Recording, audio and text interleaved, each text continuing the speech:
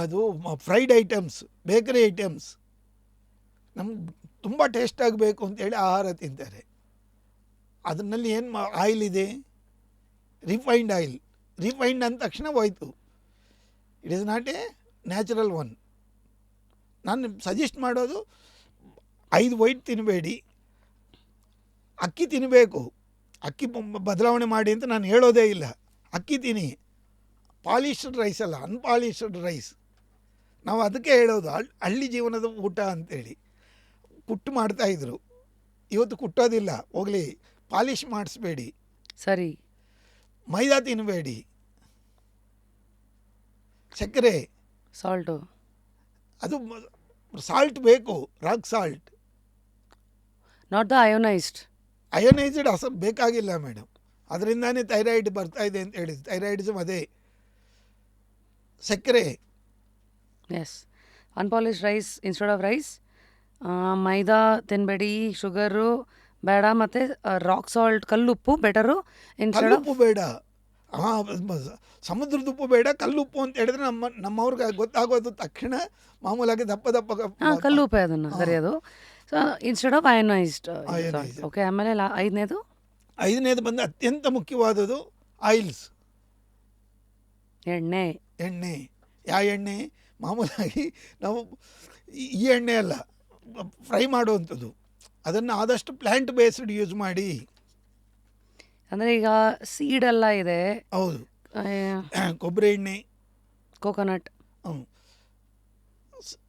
ಸಾಸಿವೆ ಎಣ್ಣೆ ನಮ್ಮ ಕಲಕತ್ತಾ ಅವರು ಯೂಸ್ ಮಾಡ್ತಾರೆ, ನಾವು ಯೂಸ್ ಮಾಡೋಕ್ಕಾಗಲ್ಲ.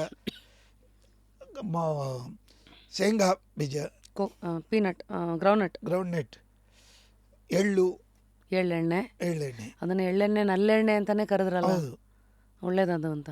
ಅದು ನಮ್ಮ ಜೀವನಕ್ಕೆ ಬೇಕಾಗಿರುವಂಥ ಒಂದು ಅದ್ಭುತವಾದ ಔಷಧಿ ಮೇಡಮ್. ನೋವು ಇದ್ದಾಗ ಮಸಾಜ್ ಮಾಡ್ಕೊಂಡೋದಕ್ಕೂ ಎಲ್ಲದಕ್ಕೂ ಉಪಯೋಗಿಸ್ತೀವಿ ನಲ್ಲೆಣ್ಣೆ, ಎಳ್ಳೆಣ್ಣೆ. ಹೌದು, ಎಳ್ಳೆಣ್ಣೆ. ಈಗ ಒಂದು ಹೇಳಿ, ಮತ್ತೆ ಇವತ್ತಿನ ಇನ್ಸ್ಟಾದು ಯೂನಿವರ್ಸಿಟಿನಲ್ಲಿ ಯಾರೋ ಒಬ್ಬರು ಡಾಕ್ಟ್ರು ಹೇಳ್ತಾರೆ ಕೋಲ್ಡ್ ಪ್ರೆಸ್ ಒಳ್ಳೆಯದು, ಇನ್ಯಾರೋ ಹೇಳ್ತಾರೆ ನೀವು ಯಾವ ಜಾಗದವರು, ಆ ಭಾಗದ ಎಣ್ಣೆ ತಲತಲಾಂತರದಿಂದ ನಿಮ್ಮ ಅಜ್ಜಿ ತಾತಂದರು ಏನೇನು ತಿನ್ಕೊಂಡು ಬಂದಿದ್ರು ಅದು ತಿನ್ನಿ ಅಂತ. ಈಗ ಉದಾಹರಣೆ, ನಾವು ಬೆಂಗಳೂರಲ್ಲಿಂದ ಮಾತಾಡ್ತಾ ಇರೋದ್ರಿಂದ ಬೆಂಗಳೂರು ಮತ್ತು ಕರ್ನಾಟಕದ ಭಾಗ ಅಂತ ಮನಸ್ಸಲ್ಲಿ ಇಟ್ಕೊಂಡು ಮಾತಾಡೋದಾದರೆ, ಯಾವುದು 3 ಎಣ್ಣೆನ ನಾನು ಒಪ್ಪಬೇಕು, ಅದನ್ನು ನಾನು ಹೇಗೆ ಒಪ್ಪಬೇಕು? ಈಗ ರಿಫೈನ್ಡಾ, ಕೋಲ್ಡ್ ಪ್ರೆಸ್ಸಾ? ರಿಫೈನ್ಡ್ ಬೇಡ. ರಿಫೈನ್ಡ್ ಅನ್ನೋದು ಪೆಟ್ರೋಲಿಯಂ ಪ್ರಾಡಕ್ಟ್ ಮೇಡಮ್, ಅಂದರೆ ಕೆಮಿಕಲಿ ವಾಶ್ಡ್ ಬೇಡ. ಹೌದು, ಈಗ ಎಲ್ಲ ಸಿಗ್ತಾ ಇರೋದು ಪ್ಯಾಕೆಟಲ್ಲಿ, ಕ್ಯಾನ್ಗಳಲ್ಲ ಅದೇ 100% ಅಂತ ಹೇಳ್ಬೋದು. ಯಾಕಂದರೆ 99.99 ಅಂತ ಹೇಳಿದಾಗ ಸರೋಗಲ್ಲ. ಮತ್ತು ಕೋಲ್ಡ್ ಪ್ರೆಸ್ ಅಂದರೆ ಈ ಗಾಣದ ಎಣ್ಣೆನೇ ಉಪಯೋಗಿಸ್ಬೇಕು. ಗಾಣದ ಎಣ್ಣೆ ತುಂಬ ಒಳ್ಳೆಯದು. ನಾವು ಗಾಣ ಹುಡ್ಕೊಂಡು ಹೋಗೋಕ್ಕಾಗಲ್ಲ ಅಂತ ಹೇಳಿದ್ರೆ ನಿಮ್ಮ ಮನೆಯಲ್ಲೇ ಚಿಕ್ಕ ಮಿಷಿನ್ ಇಟ್ಕೊಂಡ್ರಿ ಮಾಡಿರಿ. ಈಗ ಅದು ಬಂದುಬಿಟ್ಟಿದೆ ಅಲ್ಲ. ಹೌದು, 12,000 ರೂಪಾಯಿಗೆಲ್ಲ ಸಿಕ್ಕುತ್ತೆ, ಆನ್ಲೈನ್ನಲ್ಲೇ ಇದೆ ಮೇಡಮ್. ನಾವೇನು ಅಡ್ರೆಸ್ ಹೇಳಬೇಕಾಗಿಲ್ಲ, ಯಾರೋ ಕಂಪ್ನಿ ಪ್ರಮೋಟ್ ಮಾಡಬೇಕಾಗಿರೋದೇನಿಲ್ಲ. ಇದು ಈಗ ಉದಾಹರಣೆಗೆ ಒಳ್ಳೆ ಐಡಿಯಾ ಕೊಟ್ರಿ, ಮನೇಲೇ ತಂದುಬಿಡಿ ಅಂತ. ಈಗ ನೆಕ್ಸ್ಟ್ ಯಾವ ಎಣ್ಣೆ ಕೈ ಹಾಕಬೇಕು? ಯಾಕೆಂದರೆ ಮೊದಲು ನನಗೆ ಜ್ಞಾಪಕ ಇದೆ, ಚಿಕ್ಕವಳಿದ್ದಾಗ, ನನಗಿವತ್ತು 41 ವಯಸ್ಸು, 84ರಿಂದ 90, 92 ಬರೀ ಕಡಲೆಕಾಯಿ ಎಣ್ಣೆನೇ. ಆಮೇಲೆ ಬಂತು ಒಂದು ಈ 2000 ಈ ಥರ ಅರೌಂಡ್ 2000-2005 ಎಲ್ಲ ದೆನ್ ಸ್ಟಾರ್ಟ್ ಆಯಿತು ರಿಫೈನ್ಡ್ ಆಯಿಲು. ಏನಂತೀರಾ, ಇಂಡಸ್ಟ್ರಿಯಲೈಸೇಷನ್ ಸ್ಟಾರ್ಟ್ ಆಗಿದ್ದೆ. ಸೊ ಎಲ್ಲ ಇಂಡಸ್ಟ್ರಿಯಲೈಸೇಷನ್ ಅಲ್ಲ ಮೇಡಮ್, ನಮ್ಮ ಶರೀರ ಇಂಡಸ್ಟ್ರಿಯಲೈಸೇಷನ್ ಆಗಿದೆ. ಅಲ್ಲ, ಆಚೆ ಆಗ್ತಿದ್ದಂಗೆ ಒಳಗಾಗತ್ತಲ್ಲ. ಅದು ಬೇಕರಿ ಐಟಮ್ ತಿನ್ನಬೇಡಿ. ಸರಿ ಹೇಳಿದ್ರೆ ಫಸ್ಟ್ ಒಂದು ಕರ್ದಿರೋ ಆಯಿಲ್ನ ಮತ್ತೆ ಮತ್ತೆ ಉಪಯೋಗಿಸಬೇಡಿ. ಸೊ ಈಗ ಫಸ್ಟ್ ಯಾವ ಎಣ್ಣೆ ಅದನ್ನು ಹೇಳ್ಬೋದಾ ಬೆಂಗಳೂರವರಿಗೆ? ಕಡಲೆಕಾಯಿ ಎಣ್ಣೆನೇ ಉತ್ತಮ. ಎಲ್ಲಿ ಪ್ರತಿಯೊಂದು ಕಾರ್ನರ್ನಲ್ಲಿ ಈಗ ತುಂಬಿಕೊಂಡಿದ್ದಾರೆ ಮೇಡಮ್ ಗಾಣಿಗೆ.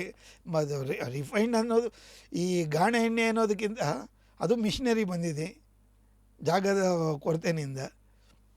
ಇನ್ನೊಬ್ಬರು ನಮ್ಮ ಫ್ರೆಂಡ್ ಒಬ್ಬರು ಈ ಕೆಂಗೇರಿ ಹತ್ರ ಸ್ಟಾರ್ಟ್ ಮಾಡಿದ್ದಾರೆ, ಟೆಂಪಲ್ ಆಫ್ ಆಯಿಲ್ಸ್ ಅಂತೇಳಿ, ಸ್ವಚ್ಛವಾದ ಆಯಿಲ್ ಅಂತ ಹೇಳಿ ಧೈರ್ಯವಾಗಿ ಹೇಳ್ತೀನಿ. ಟೆಂಪಲ್ ಆಫ್ ಆಯಿಲ್ಸ್, ಏನವ್ರ ಹೆಸರು? ಮೂರ್ತಿ ಅಂತ ಹೇಳಿ. ಅವ್ರನ್ನ ಒಂದು ಸತಿ ತಮ್ಮ ಹತ್ರ ಕರೆಸ್ತೀನಿ. ಏನಂತ ಹೇಳಿದ್ರೆ, they won't use any machinery, ಎತ್ತಿನಲ್ಲೇ ಮಾಡ್ತಾ ಇದ್ದಾರೆ ತುಂಬ ಚೆನ್ನಾಗಿ.